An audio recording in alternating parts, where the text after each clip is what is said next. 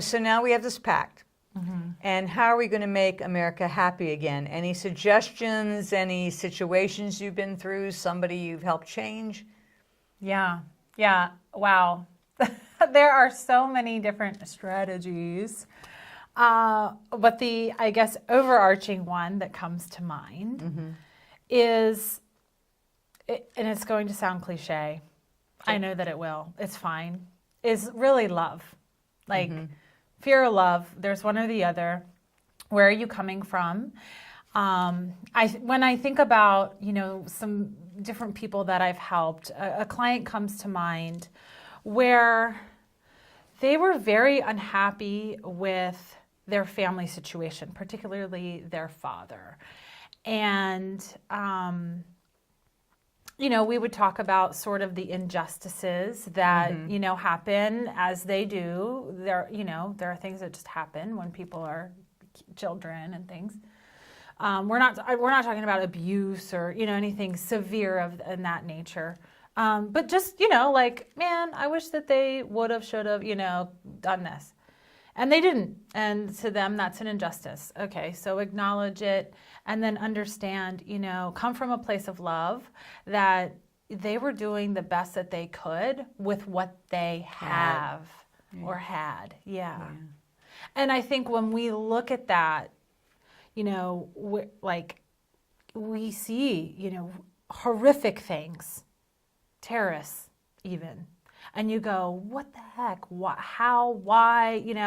And then if you sort of remove yourself, and of course you're worried about your safety and the safety of your loved ones, and you just sort of, it's almost like leaving your body and looking over the situation, and you can think about, well, what's their story? Where do they come from?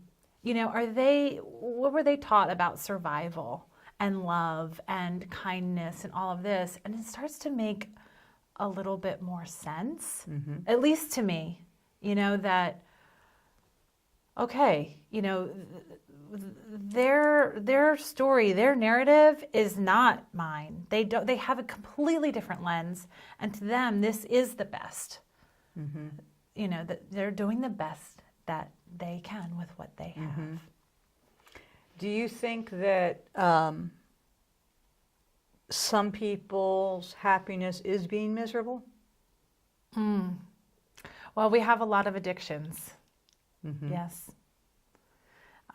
So yeah, I certainly had mine, just the misery that I would go to, being addicted to not being good enough, right? Because, we don't do anything unless we have a reason, like a reward to do it. Right? So me not feeling good enough, I got to pout and cry and point fingers and blame and, all of that, and not really look inside and go, but am I?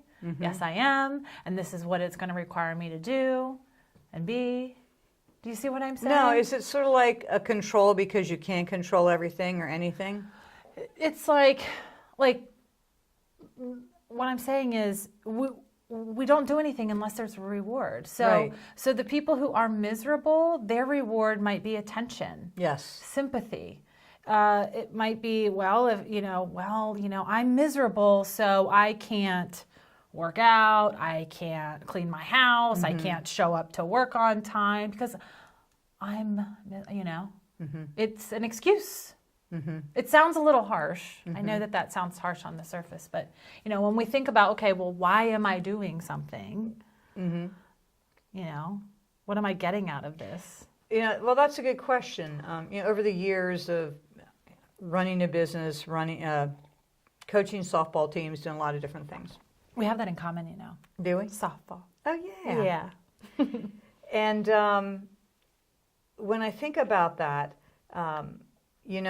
All the different personalities I've worked with, and even my own personality, and how it all mixes together and everything goes on. We always had the late one. Shows up late all the time, and I'm so frustrated. It's like, and what did I hear? Just be happy I showed up.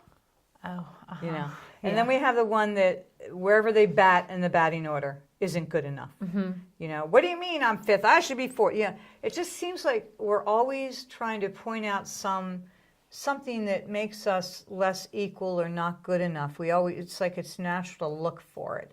And then it's almost impossible when you look for it to cure it. So I spent a good bit of my life being a fixer. I was the youngest, but I was the Speaker of the House, and everybody sort of came to me to fix everything. I was the chosen one. And I didn't know that until I was like 50, Wow. And I was so tired of fixing everything and trying to make everybody happy. Now I have a gift to make people laugh and be silly, but I don't have a gift to make people happy, because that's just not something you can change. And even in personal relationships over the years, you're with somebody, and no matter what you do, you buy them a train set and you put in a heated pool out back, or new clothes for spring or whatever it is, or 20 different hugs a day. They're just not happy. And so I've found very often, and the older I get, I have to move on in life. I just have to say, this isn't good for me. This isn't healthy for me. Like a relationship. Move on from relationships, or friendships, relationships, worker bee, agreements, whatever, people, agreements, groups. And most recently, I went through this where I was going to give up something I love doing to death, and it's a volunteer position. And it allows me the opportunity to interact with many people, use all of my creativity, be a visionary, an industry thought provider, and speak on stage, which I love to dance and sing and speech. And because of the other people in the organization, and because of some issues that need to be worked through, or just it wasn't the same team as it had been before we had changes, I was going to give it up.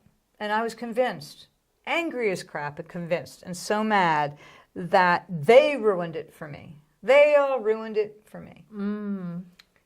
And when I really sat down and I got to the next event, and I got to get on the stage, and I got to live my dream and talk to people and laugh and dance and sing poorly and whatever it is I do in a group, I loved it. They love me. They make me feel so good. God, they make me feel so blessed, just the groups. I said, why am I letting my feelings about how other people are changing what I love to do? So, do I go through them? Do I go around them? Or do I just don't go anywhere and just be who I am and let them be who they are? And it's starting to work out. Acceptance. Right, acceptance. Yeah. Yeah.